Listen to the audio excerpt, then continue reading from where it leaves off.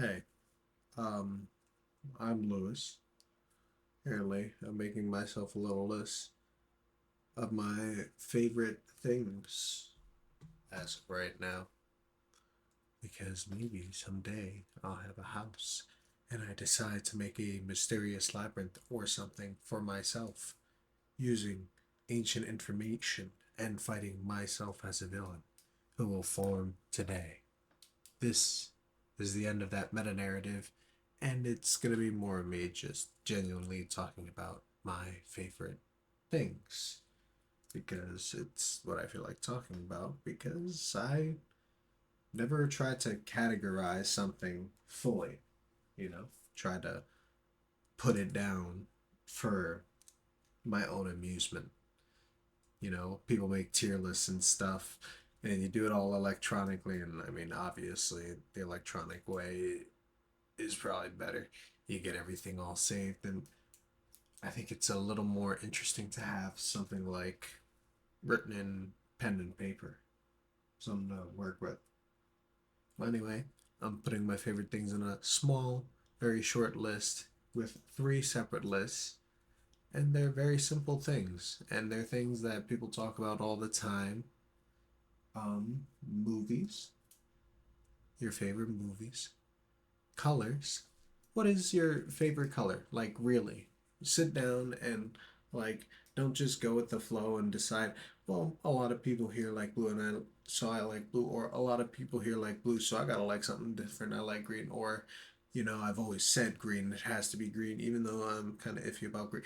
I want this to be your true favorite colors and your true favorite movies. Like, no matter how, like, kind of weirdly cringe it might feel, those things you truly love, that's the things I'm trying to list.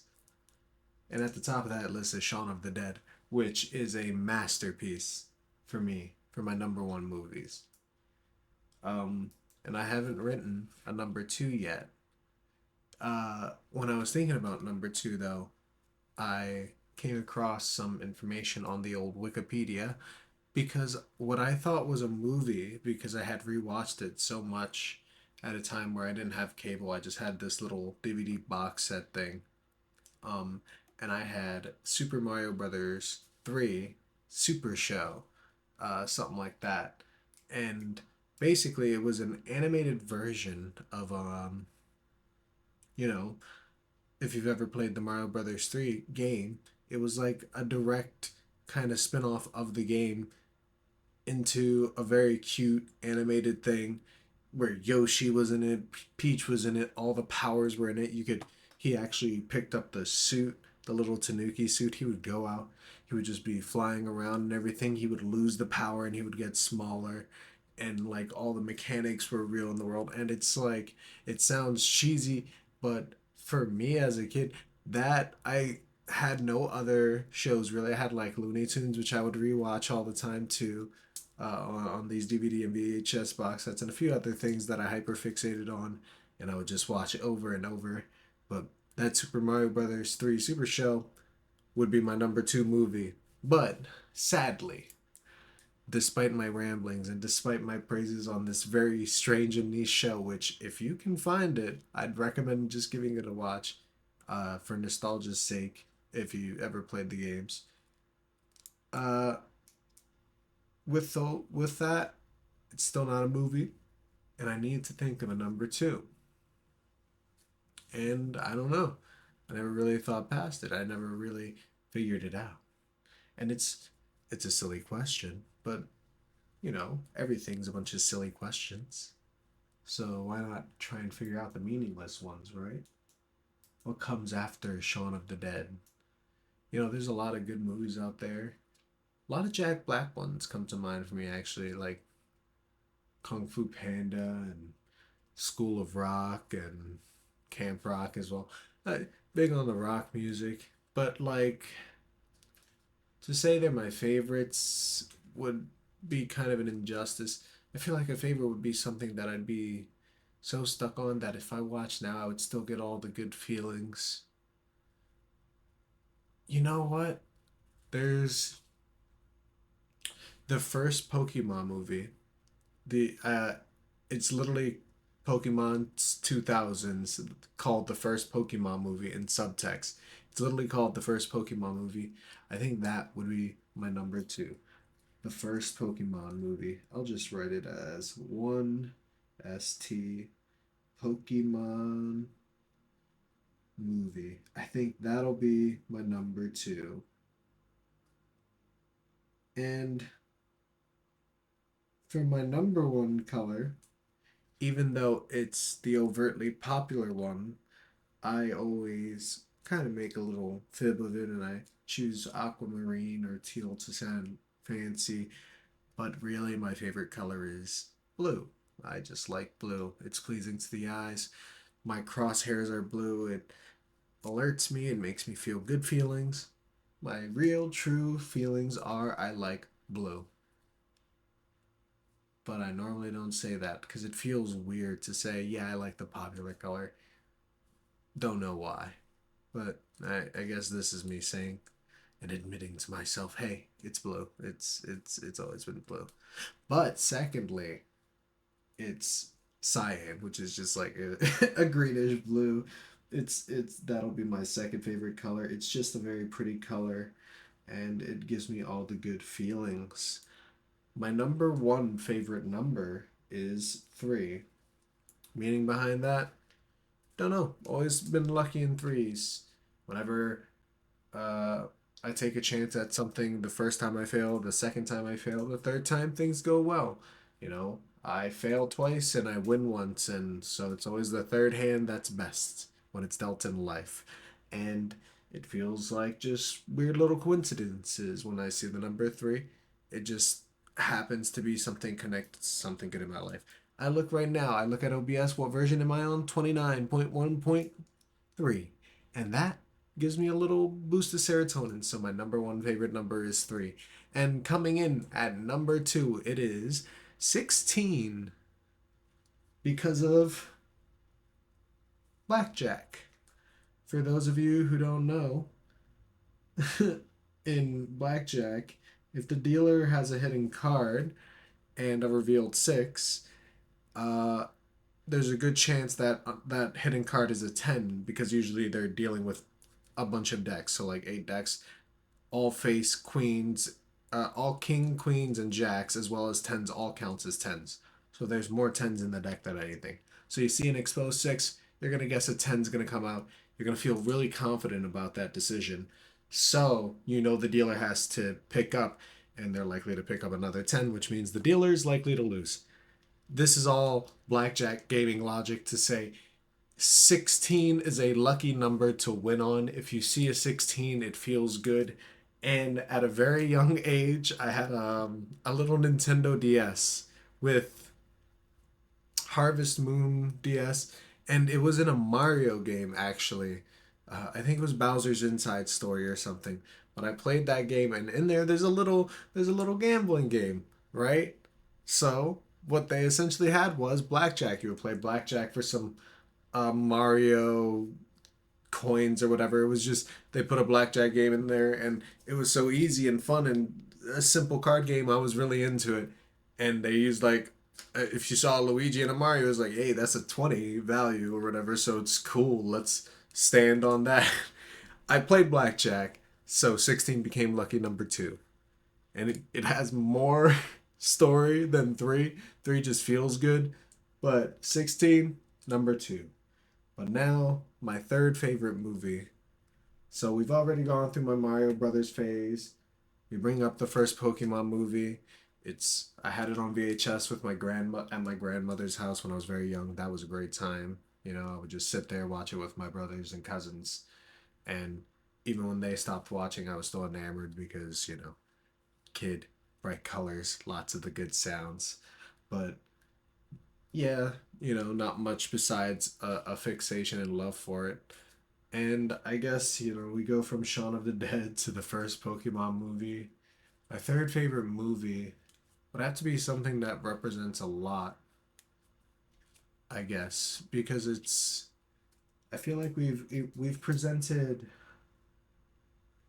I do like comedy. I do like the dark nature and macabre things.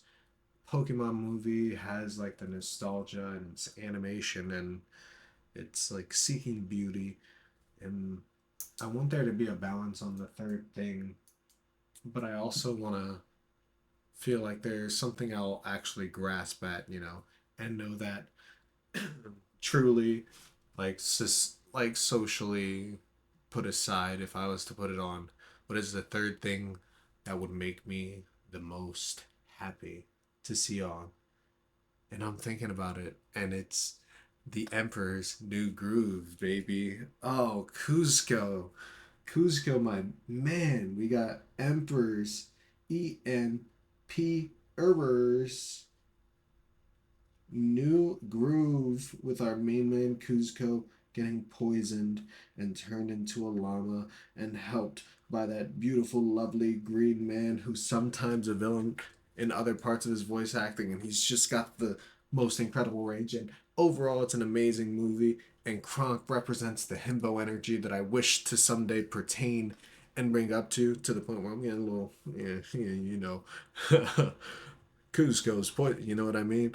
Like all those things make me super love Emperor's New Groove. Ooh, that's got to be my number three favorite movie, all written down physically on this little notepad of thoughts.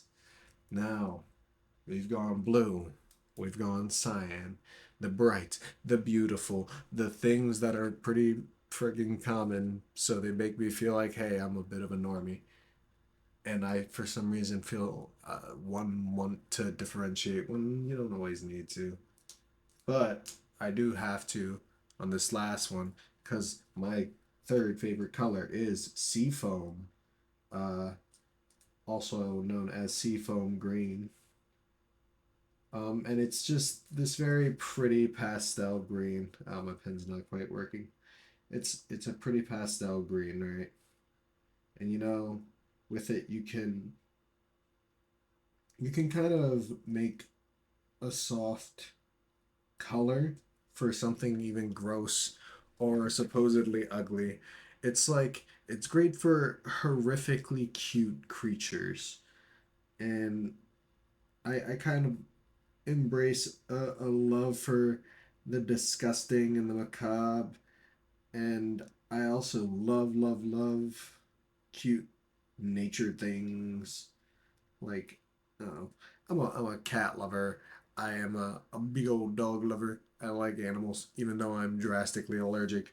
But oh man, pen's not working. But seafoam green, good number three. Can't quite write it with this pen. Might have to swap to this here pencil. We'll go with seafoam green. And then the last set of numbers after we've gone from the numbers 3 and 16, my number 3 favorite number would be, and look at that, it's ending on number 3. That's why number 3 is number 1, would be 5. Because 5 is just like a good number to end things on. Like, doesn't 5 make numbers pretty? Zero's like, I see 5 and 0 next to each other, but 5 always persists of me knowing, hey, we're halfway there. Hey, we're living on a prayer. And it'll get you there, It's that halfway point, that sweet middle ground telling you, hey, we're almost at the finish line. I almost want things to be two steps. I want a little break between. I can have a little rest between my travel that is basically rest, okay? And 5 is a great representation of that. You see 50% of the download, you're like, all right, we're almost there. I now I have an idea of the rest of this and I don't have to stress it. It's a weird feeling. It's important. When you get $1, you don't want to carry a bunch of dimes and nickels. You don't want to carry 4 to 6 pennies. You want 2 coins as a representation of your change. You made that transaction, you said, hey, did I make big purchase? 1 coin. Cool. 2 coin, 50 cents. 5. That's another 5 situation. It ends in 0. Don't know why. Look, this is nonsensical. This is the little ape brain instinct in me that's going, hey, I like the number 5, and I want that written down and kept in spirit because, hey, it has a little meaning to me.